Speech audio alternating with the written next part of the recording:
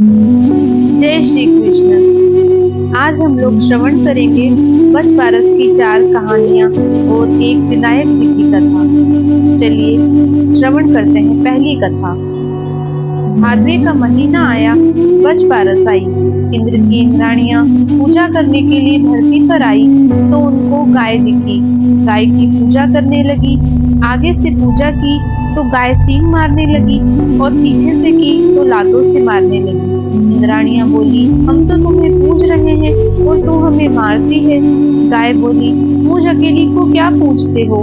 बछड़ा व गाय दोनों की पूजा करो। इंद्र की इंद्राणियों ने दर्भ का बच्चा बनाया, गाय के पास बैठाया, अमृत के छींटे दिए। गाय के पास आते ही बछड़ा जीवित हो गया और गाय का दूध पीने लगा। इंद्राणियों ने उनकी पूजा की। फिर गाय बछड़े को लेकर घर आई। गाय के साथ बछड़ा देखकर मालकिन ने उसे घर में नहीं घुसने दिया। वो गाय को कहने लगी, मेरे तो बच्चा नहीं है और तू तेरे बच्चा लाई है। मेरे बच्चा लाएगी तो तुझे अंदर आने दूंगी। गाय बोली, अभी तो मुझे घर में ले लो, अगली बच पारस को मैं तुझे बेटा दूंगी। अगली बच पारस आई। गाय वन में गई। इंद्राणियां पूजा करने लगी तो गाय पूजा नहीं करने दे रही थी, मार रही थी। तब इंद्राणियां बोली, अब क्या चाहिए? गाय बोली, पिछले साल मेरे बच्चा दिया, अब मेरी मालकिन को भी बच्चा दो, नहीं तो वो मुझे घर में नहीं आने देगी, तभी मैं तुमको पूजा करने दूंगी। तो इंद्र की इंद्राणियों ने दर्भ का बच्चा बनाया, दर्भ का पालना बनाया, पालने को गाय के सींगों से बांधा, उसमें बच्चे को लिटाया और संजीवनी का छींटा दिया। फिर इंद्राणियों ने गाय की पूजा करी। गाय बच्चे को लेकर घर आई तो सारी औरतें कहने लगी, सेठानी तेरे लिए तेरी गाय बच्चा लाई है। सेठानी ने गाय को गाजे बाजे से सामने लिया। गाय माता ने सेठानी को बच्चा दिया वैसे सबको देना, भरा पूरा रखना, खोटी की खरी अधूरी की पूरी। बच पारस माता की जय। दूसरी कथा। सास बहुएं थी। सासू को गाय चराने वन में जाना था तो बहू को कहा, आज बच पारस है, मैं वन में जा रही हूँ, तो ग्वालिया मुंगालिया को उबाल कर तैयार रखना। ग्वालिया मुंगालिया बछड़ों का नाम था। बहू विचार करने लगी, डरने लगी। उसने सोचा कि माता जी ने क्या कहा है। उसे कुछ समझ में नहीं आया और उसने बछड़ों को काट कर उबालने रख दिया। वन से सास घर आई और बहू से बोली, बहू बछड़ों को छोड़ो, आज बच पारस है, पहले गाय की पूजा कर ले। बहू डर के मारे हाथ मसलने लगी और भगवान से प्रार्थना करने लगी, हे भगवान मेरी लाज रखना। भगवान को उसके भोलेपन पर दया आ गई। हांडी में से भाप निकल रही थी, उसे फोड़कर बछड़ा बाहर आ गया। उसके गले में हांडी की किनार रह गई। यह देख सास ने बहू से पूछा, यह क्या है? बहू बोली, सासू जी आपने मुझे बोला था कि ग्वालिया मुंगालिया को उबालकर तैयार रखना, मेरी समझ में कुछ नहीं आया तो मैंने समझा कि आपने बछड़ों का कहा है, तो मैंने उन्हें काट कर उबालने रख दिया, पर भगवान ने मेरा सच रखा और इनको वापस जीवित कर दिया। इसलिए उस दिन के बाद से कटा हुआ कुछ भी पदार्थ इस दिन नहीं खाते और गेहूं और मूंग नहीं खाते। गाय बछड़े की पूजा करते हैं। हे बच पारस माता, जैसे बहू की लाज रखी वैसे सबकी रखना, खोटी की खरी अधूरी की पूरी। तीसरी कहानी। एक गांव में अकाल पड़ा तो गांव के साहूकार ने तालाब बनवाया और उसमें पानी नहीं आया। साहूकारों ने पंडित से पूछा, तालाब में पानी क्यों नहीं आया? तो पंडित ने कहा, तुम्हारे दोनों पोतों में से एक पोते की बलि दो तो पानी आ जाएगा। साहूकार ने सोचा, एक पोता जाएगा पर गांव का भला होगा, पर बहू से कैसे बात की जाए, सोचने लगे।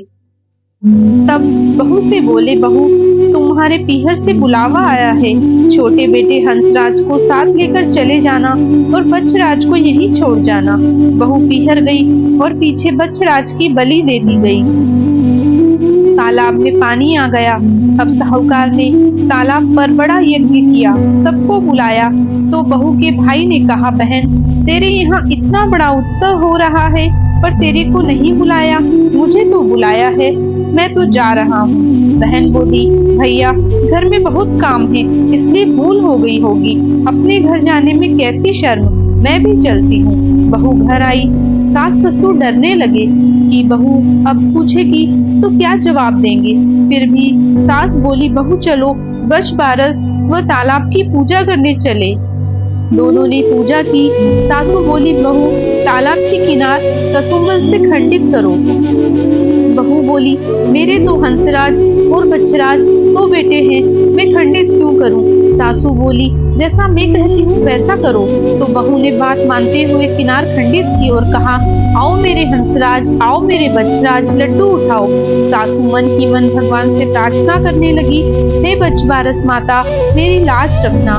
भगवान की कृपा हुई और तालाब की मिट्टी में लिपटा बच्छराज व हंसराज दोनों दौड़े आए। बहू पूछने लगी, सासू जी यह सब क्या है।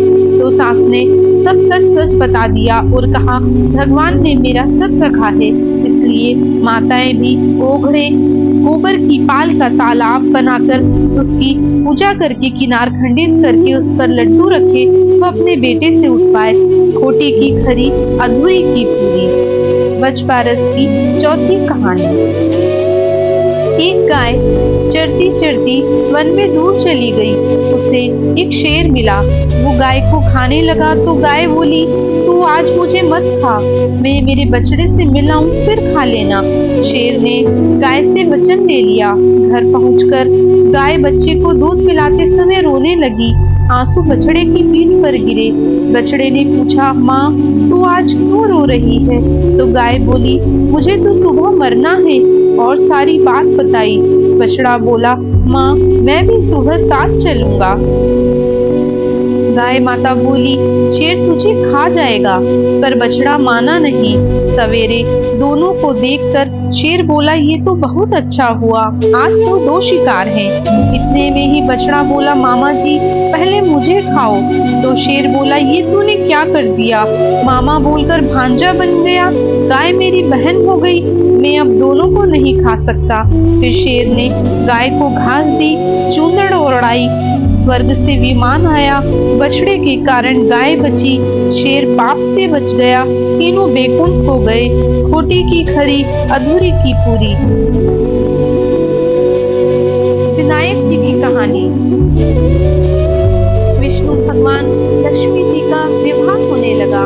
सारे देवी देवताओं को बारात में जाने के लिए निमंत्रण दिया गया। तो सब बोलने लगे, गणेश जी को नहीं ले जाएंगे, वो तो बहुत सारा खाते हैं। दूध उठा लिया, सूंड सुना लिया, उखल से पांव, छाछले से कान, मोटा मस्तक वाला है, इनको साथ में ले जाकर क्या करेंगे, यही रखवाली के लिए छोड़ जाते हैं। और सब बारात में चले गए। नारद जी ने गणेश जी को भड़का दिया कि आपका बड़ा अपमान हुआ है, बारात बुरी लगती इस कारण आपको नहीं ले गए। अब तो गणेश जी को क्रोध आया और उन्होंने चूहों को आज्ञा दी कि सारी जमीन थोथी कर दो। धरती थोथी होने से भगवान के रथ के पहिए धंस गए। सब बच गए पर पहिए वापस नहीं निकले। हाथी को बुलाया, तब वो आया। उसने पहियों के हाथ लगाकर बोला, जय गजानन जी, और रथ निकल गया। सब पूछने लगे कि गणेश जी को क्यों याद किया। हाथी बोला, गणेश जी को सुमिरे बिना तो कोई काम सिद्ध होता ही नहीं है। सब सोचने लगे कि हम तो गणेश जी को ही छोड़कर आ गए हैं। एक जन को भेजकर गणेश जी को बुलवाया। पहले गणेश जी का रिद्धि सिद्धि संग विवाह करवाया, फिर विष्णु भगवान और लक्ष्मी जी का विवाह संपन्न हुआ।